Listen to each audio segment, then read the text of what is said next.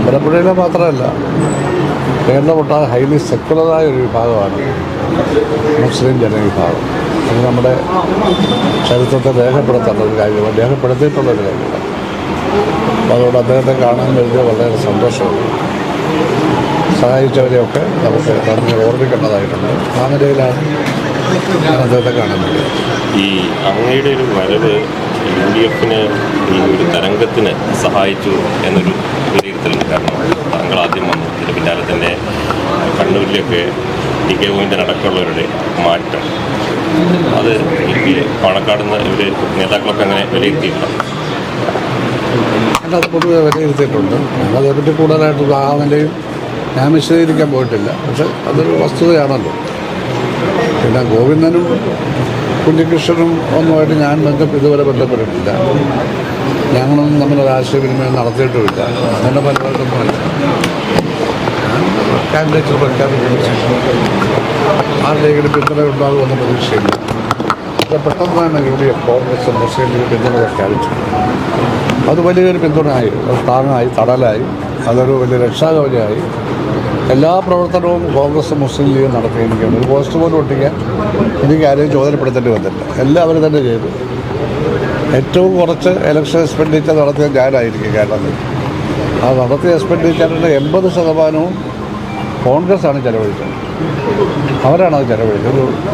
എനിക്ക് ചില ആളുകൾ കുറച്ച് പൈസ തരും. ഞാൻ ആരുടെയും ചോദിക്കാറില്ല, പണ്ട് ഞാൻ ചോദിക്കാറില്ല, ചോദിച്ചൊരു കാലത്തും ഞാൻ വാങ്ങാറില്ല. പക്ഷെ കുറച്ച് പൈസ കിട്ടും. ആ പൈസ ഞാൻ ഇലക്ഷൻ കമ്മിറ്റി ഏൽപ്പിച്ചു. അത്രയേ ഉള്ളൂ. ആ നിലയിൽ സഹായിച്ചു. ഭാഗമായിരുന്നപ്പോൾ താങ്കൾ ഒരു മികച്ച മന്ത്രിയായിരുന്നു, പിടി മന്ത്രിയായിരുന്നു എന്നുള്ള വിലയിരുത്തലുണ്ട്. UDF-ഉം LDF-ഉം ഇപ്രാവശ്യവും താങ്കളെ പ്രതീക്ഷിക്കാമോ? ഇല്ല, ഞാനതേപ്പറ്റി ഒന്നും പ്രത്യേകിച്ച് പ്രതീക്ഷകളോ പ്രതീക്ഷയില്ലായ്മകളോ ഇല്ല. ഞാനതൊന്നും ചിന്തിച്ചിട്ടേ ഇല്ല. ഇലക്ഷന് മത്സരിക്കുക, അത് ജയിക്കണമെന്ന് എനിക്ക് വാശിയുണ്ടായിരുന്നു. കാരണം എൻ്റെ പിന്തുണ ഇല്ലാതെ തന്നെ മുമ്പൊരു സ്ഥാനാർത്ഥി അവിടെ ജയിച്ചു. അയാളുടെ വോട്ട് കുറയ്ക്കാൻ ഞാൻ ശ്രമിച്ചു. എന്നാൽ 10,000 വോട്ട് ജയിപ്പിച്ചു കൊടുത്ത ശേഷം ഒരു കള്ളപ്രചാരവേല നടത്തി, ഒരു കള്ള അന്വേഷണം കരീമിനെ കൊണ്ട് നടത്തി. അപ്പോൾ എനിക്കൊന്ന് കാണിക്കണമെന്നുണ്ടായിരുന്നു. എൻ്റെ പിന്തുണ ഇല്ലാതെ അവിടെ എങ്ങനെയാണ് ഒരു CPM സ്ഥാനാർത്ഥി ജയിച്ചതെന്ന് മാത്രമല്ല, എനിക്ക് 29,000 വോട്ട് ഭൂരിപക്ഷം.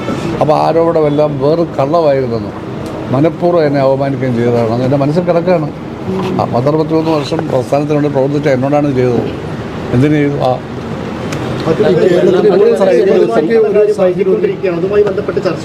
എന്താ മുഖ്യമന്ത്രി സ്ഥാനം? അത് ഞാനല്ലോ ചർച്ച ചെയ്യട്ടെ. അത് ഇവിടുത്തെ രാജ്യത്തെ ഏറ്റവും നല്ല മതനിരപേക്ഷ രാഷ്ട്രീയ പാർട്ടി കോൺഗ്രസ്സാണ്. സെക്കുലർ ഏറ്റവും വലിയ സെക്കുലർ പാർട്ടി എന്ന് പറയുന്നത് കോൺഗ്രസ്സാണ് ഇന്ത്യയിൽ. കേന്ദ്രത്തിൽ അധികാരത്തിലില്ലെങ്കിലും സെക്കുലർ പാർട്ടികളുടെ ഏറ്റവും വലുത് അവരാണ്. അവരുടേതായ പ്രശ്നങ്ങളാൽ കാരണങ്ങളാൽ അവർ 2 വർഷം താമസിച്ചതേ ഉള്ളൂ. അതൊരു മഹാപാതകമാണെന്നൊന്നും പറയാനൊക്കത്തില്ല. കഴിഞ്ഞ ദിവസം വെള്ളാപ്പള്ളി നടേശനെ പോയി പൊന്നാട അണിയിച്ചിരുന്നു. ഇദ്ദേഹം പറയട്ടെ, വലിയ വിജയം നേടി. ആ വിജയത്തെ പ്രഭപ്പെടുത്തുന്ന രീതിയിലാണോ എന്നൊന്നും വിലയിരുത്താറായിട്ടില്ല. അവർ 3-4 ദിവസം എടുത്തു. അവർക്ക് അവരുടേതായ കാരണങ്ങളുണ്ടാവും. അവർ ആ തീരുമാനം എടുക്കുന്നതോടുകൂടി ആ പ്രശ്നം അവസാനിച്ചത് ശക്തമായ തരത്തിൽ നിയമസഭയിലും നാട്ടിലും പ്രവർത്തിക്കുന്നതോടുകൂടി ഈ ഒരു ചെറിയ 2-3 ദിവസത്തെ വ്യത്യാസമൊക്കെ ആളുകൾ പിന്നെ അത് വലിയ പ്രശ്നമായിട്ട് കരുതില്ല. എന്താ അങ്ങ് ചോദിച്ചത്? അങ്ങ് കഴിഞ്ഞ ദിവസം വെള്ളാപ്പള്ളി നടേശനെ സന്ദർശിച്ചിരുന്നു. SNDP general secretary. നിങ്ങൾ നേരത്തെ പറഞ്ഞ പോലെ മലപ്പുറത്തിന് വലിയ അധിക്ഷേപം നടത്തിയ ആളാണ്. നിങ്ങൾ ചോദിക്കുന്ന അസംബന്ധമാണ്. SNDPയുടെ ജനറൽ സെക്രട്ടറിയാണ് അദ്ദേഹം. ലക്ഷക്കണക്കിന് അദ്ദേഹത്തെയാണ് കണ്ടത്. മലപ്പുറമായിട്ട് അതിന് എന്താ ബന്ധം? അദ്ദേഹം മലപ്പുറത്ത് അധിക്ഷേപിച്ചതിന് മറുപടി പറഞ്ഞോണം. അതിന് അതെന്ന് എല്ലാവരും പറഞ്ഞു. അധിക്ഷേപിച്ചതിന് മറുപടി പറഞ്ഞോളണം. അങ്ങനെ മുസ്ലിങ്ങൾക്കെതിരായി പറയുന്നത് ശരിയല്ലെന്ന് ഞാനും പറഞ്ഞിട്ടുണ്ട്. നടേശന്മാരുടെയും പിണറായിയുടെയും പ്രവർത്തനമാണ് വലിയ വിജയം ഉണ്ടാക്കിയതെന്ന് സലാം പറഞ്ഞിട്ടുണ്ടായിരുന്നു. അതൊക്കെ സലാമിനോട് ചോദിച്ചോളൂ. അതൊന്നും പറയാനല്ല ഞാനിവിടെ വന്നത്. കേട്ടല്ലോ, മുസ്ലിം ലീഗിനെതിരെ നിരന്തരമായി തെരഞ്ഞെടുപ്പ് ഫലത്തിന് ശേഷം പറഞ്ഞല്ലോ. അത് പറഞ്ഞല്ലോ. അതിനോട് പൊന്നാടാനിക്കുമ്പോൾ സ്വാഭാവികമായിട്ട് സോഷ്യൽ മീഡിയയിലൊക്കെ വലിയ വിമർശനം വരെ വിമർശിച്ചിട്ട് സോഷ്യൽ മീഡിയ നോക്കാറുണ്ട്. സോഷ്യൽ മീഡിയ നോക്കി എൻ്റെ പറയാം. മനസ്സിലായി. അദ്ദേഹം SNDPയുടെ ജനറൽ സെക്രട്ടറിയാണ്. ഞങ്ങളുടെ നാട്ടുകാരനാണ്. പക്ഷേ അയാൾ അങ്ങനെ കമ്മ്യൂണൽ പരാമർശങ്ങൾ നടത്തുമ്പോൾ അതിനെതിരായിട്ടുള്ള അതിനെയല്ല ആദരിച്ചത്.